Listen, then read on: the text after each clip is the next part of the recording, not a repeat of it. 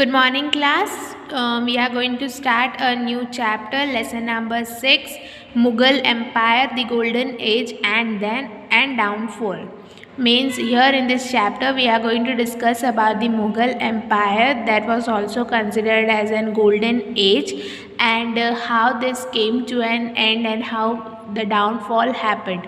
So Jalu family went on a tour to Delhi.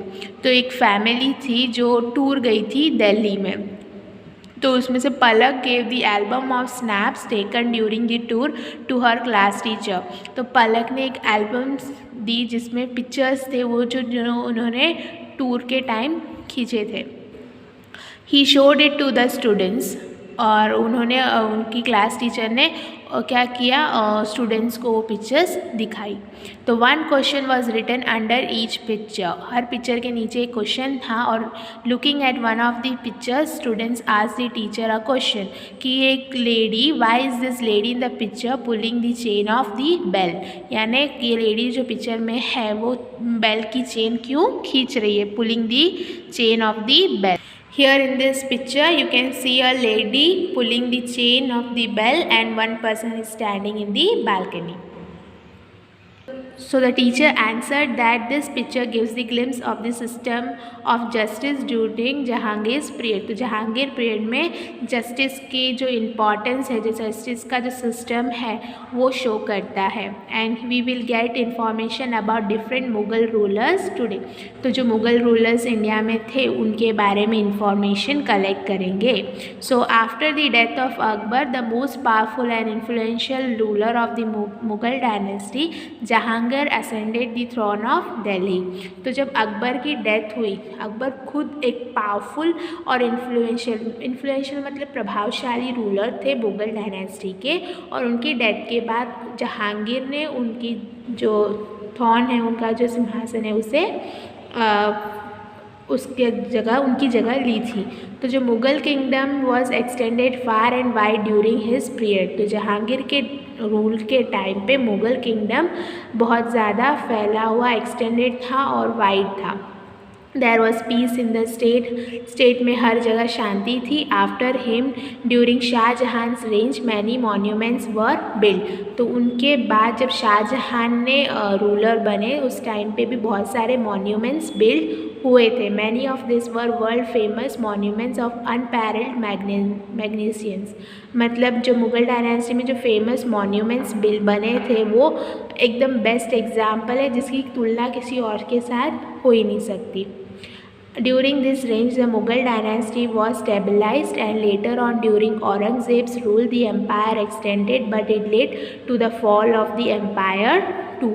फिर उसके बाद भी उस टाइम पे मुग़ल डायनेस्टी जो थी स्टेबलाइज थी, एक बैलेंस्ड फॉर्म में थी, पर उसके बाद जब औरंगज़ेब रूल करने आए तो एम्पायर एक्सटेंड हुआ, मतलब और फैला, लेकिन वो एम्पायर के मुग़ल एम्पायर के डाउनफॉल का भी रीज़न बना। तो हम अलग अलग इंसिडेंट्स देखेंगे about the life of Jahangir, Shahjahan, Aurangzeb etcetera. Okay, so the first Mughal empire about whom we are going to discuss is Jahangir, 1605 and 1627. So after the demise of Akbar, his son Salim assumed the name of Jahangir and ascended the throne in 1605 C. तो जब अकबर की death हुई उसके बाद सलीम, जिन्होंने जहांगीर का नाम लिया अपने लिए, और उन्होंने वर्ल्ड को कॉन्कर करने वाला वो नाम का मीनिंग होता है, उन्होंने राज्य को संभाला इन द ईयर 1605 CE। तो prince Khusrau revolted against him and so Jahangir imprisoned him. तो जो प्रिंस खुसराव थे उन्होंने बगावत की थी अगेंस्ट जहांगीर, और जहांगीर ने उस वजह से उन्हें जेल में डाल दिया था। Jahangir accused Sikh Guru Arjan Singh of helping खुसराव and so sentenced him to death। तो जहांगीर को लगता था कि सिख गुरु अर्जन सिंह जो हैं उन्होंने खुसराव की हेल्प की थी, इसलिए उन्हें भी फांसी की सज़ा दी थी। During Jahangir's reign, Hawking and Thomas Raw visited India as representative of the King of England and sought permission to trade in India। तो जब जहांगीर रूल करते थे उस टाइम पे दूसरे विजिटर्स इंडिया में विज़िट कर रहे थे फॉरेन विजिटर्स, जो इंग्लैंड की किंग का प्रतिनिधित्व करके जो परमिशन के लिए आए थे इंडिया से कि वो ट्रेडिंग करना चाहते थे इंडिया के साथ। तो जहांगीर की जो वाइफ नूरजहान है was very beautiful and ambitious, and जो एडमिनिस्ट्रेशन वर्क का मोस्ट ओवर वर्क कौन करता था, वो नूरजहान खुद करती थी। Okay, next Mughal emperor is Shahjahan from the year 1627 to 1658. तो Shahjahan believe that agriculture is fundamental to the prosperity of nation, यानी हमारे नेशन की प्रॉस्पेरिटी खुशहाली के लिए फंडामेंटल चीज़ क्या है, एग्रीकल्चर, ऐसा शाहजहान बिलीव करते थे। So he gave primary importance to agriculture and continued with Akbar's land revenue system. तो प्राइमरी इंपॉर्टेंस यानी फंडामेंटल इंपॉर्टेंस एग्रीकल्चर को देते थे, और वो अकबर का जो लैंड रेवेन्यू सिस्टम था उसे कंटिन्यू कर रहे थे, उसे फॉलो कर रहे थे। ही appointed honest and hard working officers, वो उन्होंने अपने अंडर ऑनेस्ट और हार्ड वर्किंग ऑफिसर्स को अपॉइंट किया था। तो शाहजहां ने एक नई सिटी एस्टैब्लिश की थी दिल्ली के पास, and he named it as Shahjahanabad, और एक उन्होंने उस सिटी के अंदर बहुत सारी ग्रैंड बिल्डिंग्स कंस्ट्रक्ट करवाई थी। इन कंपैरिजन टू अदर्स, जो मुग़ल एम्पायर्स की income and revenue was more during Shahjahan's रेंज। तो जब हम हर मुग़ल एम्परर को कंपेयर करते हैं तो मुग़ल एम्परर शाहजहां की टाइम की जो इनकम और रेवेन्यू सिस्टम था वो बेटर था compare to other Mughal emperors. और Shahjahan constructed the world famous monument like Taj Mahal, Diwane Aam, दीवाने खास इन रेड फोर्ट, रंग महल, मोती मस्जिद, जामा मस्जिद ऑफ दिल्ली एक्सेट्रा। मतलब जो major construction works monuments build हुए थे उसमें से शाहजहां के टाइम पे जो बिल्ड हुए थे वो वर्ल्ड फेमस मॉन्यूमेंट्स में कन्वर्ट हो गई। Next is Aurangzeb. So Aurangzeb's memory was extraordinary sharp. Aurangzeb की जो मेमोरी पावर थी वो एक्स्ट्रा ऑर्डिनरी शार्प थी। He was well versed in the Arabic and Persian language and had studied the Quran Sharif in detail. उन्होंने Arabic और Persian language में एक अच्छा कमांड है और उन्होंने कुरान शरीफ को डिटेल में पढ़ी है। Aurangzeb dislike art, music and painting, पर औरंगज़ेब को आर्ट, म्यूज़िक और पेंटिंग पसंद नहीं था। Veer Durgadas waged a prolonged war with Aurangzeb for 25 years in order to free Marwar. तो वीर दुर्गादास ने औरंगज़ेब के साथ युद्ध किए थे, प्रोलॉन्ग्ड वॉर किया था फॉर 25 years, सिर्फ मारवा को फ्री करने के इंटेंशन से। Aurangzeb also fought against the Shia states of Bijapur and Golconda in the south for 25 years। उन्होंने साउथ की सिटी स्टेट्स के साथ भी मीन्स वॉर्स किए हैं। In Maharashtra Shivaji establish the Maratha kingdom in south and had constant conflicts with Aurangzeb. तो महाराष्ट्र के जो शिवाजी थे मराठा किंगडम था उसका भी कॉन्फ्लिक्ट झगड़ा औरंगज़ेब के साथ कंटिन्यूसली था। तो जाट और सिख्स जो थे उनका भी बगावत वाला मूड ही था विद औरंगज़ेब, मतलब revolted against Aurangzeb. After knowing about some of the incidents that occurred during the rule of Mughal emperors Jahangir, Shahjahan and Aurangzeb, let us know about their social life and administration। अब हमने important incidents देखे हैं ना, जहांगीर के life में हो, शाहजहां के हो या औरंगज़ेब के हो। अब हम उनकी सोशल लाइफ, इकोनॉमिक कंडीशन, उस टाइम की आर्ट एंड लिटरेचर के बारे में देखेंगे। सोशल लाइफ, तो सोसाइटी बेस्ड थी फ्यूडल सिस्टम में मुग़ल एम्पायर के टाइम। तो जो किंग और उनके कोर्टियर्स थे वो लग्जरी वाली, प्लेजर वाली लाइफ स्पेंड करते थे। तो emperors and amirs were found of expensive clothes and jewellery. उन्हें एक्सपेंसिव क्लोथ्स, महंगे महंगे कपड़े, ज्वेलरी का बहुत शौक था। Abul Fazal has written that about 1000 expensive garments used to be made for the emperor every year. हर साल अबुल फज़ल नाम के एक पर्सन ने लिखा है कि 1000 एक्सपेंसिव गारमेंट्स, मतलब 1000 एक्सपेंसिव ड्रेसेस, गारमेंट्स बनती थी एम्परर के लिए हर साल। ड्यूरिंग दिस टाइम जो Gujarati traders conducted business on a large scale and large volume of goods were imported and exported from the ports of Gujarat. तो गुजराती जो ट्रेडर्स थे जो बिज़नेस करते थे वो लार्ज स्केल में बल्क अमाउंट में गुड्स को इंपोर्ट और एक्सपोर्ट करते थे गुजरात पोर्ट से। और जो festivals were celebrated with a lot of pomp and grandeur, मतलब जो फेस्टिवल्स जब सेलिब्रेट करते थे तो एकदम ताम झाम के साथ सेलिब्रेट करते थे। ड्यूरिंग जहांगीर्स रेन जो Dussehra was celebrated in a grand manner, तो जब जहांगीर रूल करते थे उस टाइम पे दशहरे को एकदम ग्रैंड तरीके से मनाया जाता था। और foreigners did not have the right to take away wealth from India, और फॉरेनर्स को कोई राइट नहीं था कि वो इंडिया से कोई भी वेल्थ बाहर ले जाए। Next is economic condition. So we know that the economic condition prevalent during the Mughal Empire from Abul Fazl's book. हमने ऑलरेडी पढ़ा था कि अबुल फजल ने जो लिखा था 1000 एक्सपेंसिव गारमेंट्स वाला, वैसे ही उन्होंने एक बुक लिखी थी जिसमें इकोनॉमिक कंडीशन जो उस टाइम पे थी मुग़ल एम्पायर की उसके बारे में मेंशन है। और उस टाइम पे 55.5 रतल वॉज इक्वल टू 1 मैन 1 यूनिट ऑफ वेट, यानी 1 मैन मतलब हम वेट का जो पुराने यूनिट्स हैं वो है मैन।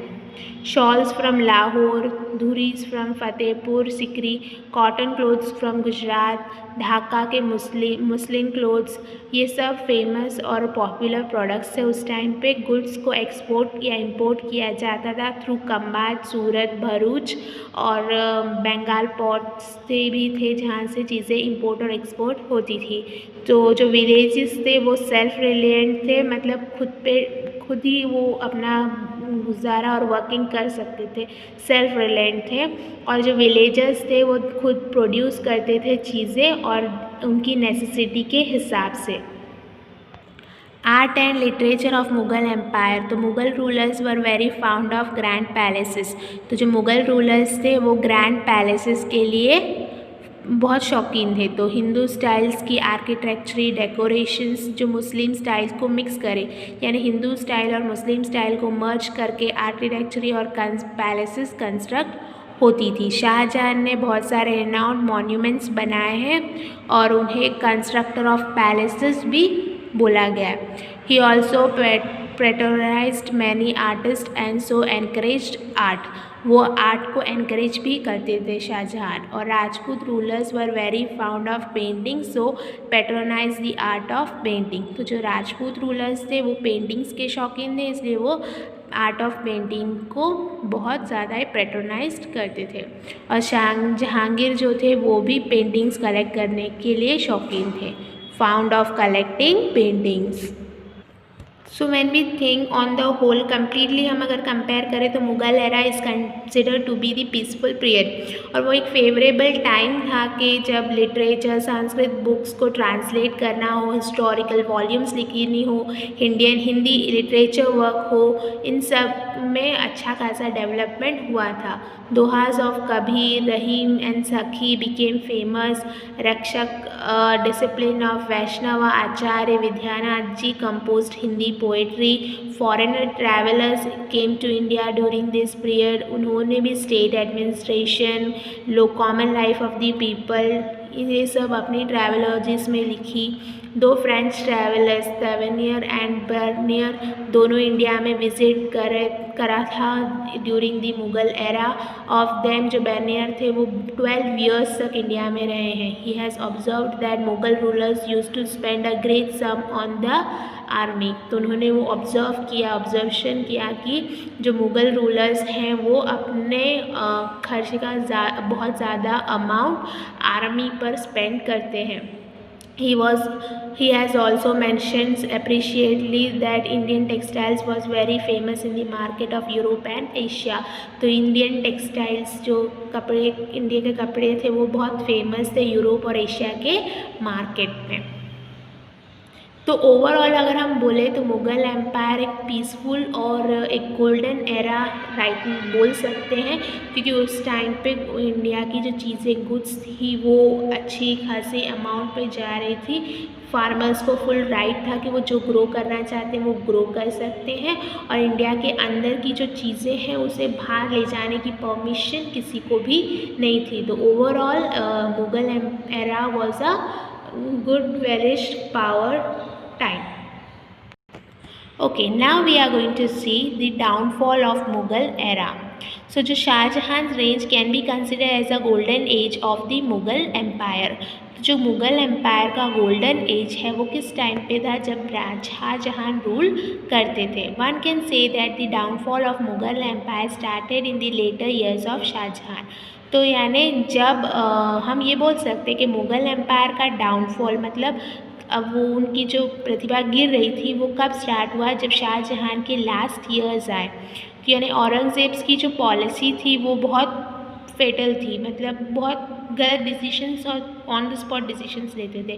तो औरंगज़ेब कंटिन्यूसली स्ट्रगल कर रहे थे, और उस स्ट्रगल में उनका जो कॉन्फ्लिक्ट हुआ वीर दुर्गादास नॉर्थ में, फिर मराठा केसरी शिवाजी जो साउथ में थे उनके साथ जो कॉन्फ्लिक्ट जो डिस्प्यूट हुआ वो एक रीज़न बना मुग़ल एम्पायर के डाउनफॉल के लिए। So the first one was Veer Durgadas. So जब जोधपुर के किंग का डिमाइस हुआ मतलब डेथ हुई, तो उनकी his queen and her son were under the threat of Mughal rulers. तो जब किंग ऑफ जोधपुर की डेथ हुई तो उनकी वाइफ यानी क्वीन जो थी और उनके जो सन थे उन पर एक थ्रेट था, एक डर था मुग़ल रूलर्स का। तो जो वीर दुर्गादास थे shelter them at a safe place. तो वीर दुर्गादास ने उन्हें एक सेफ प्लेस पर शेल्टर दी, उनको रहने के लिए जगह दी। After that with the help of loyal soldiers he protected Marwar's independence for 25 years. फिर उन्होंने लॉयल सोल्जर्स के हेल्प से मारवा को प्रोटेक्ट किया 25 ईयर्स से, मतलब इंडिया 25 ईयर्स तक उन्हें इंडिपेंडेंस दी।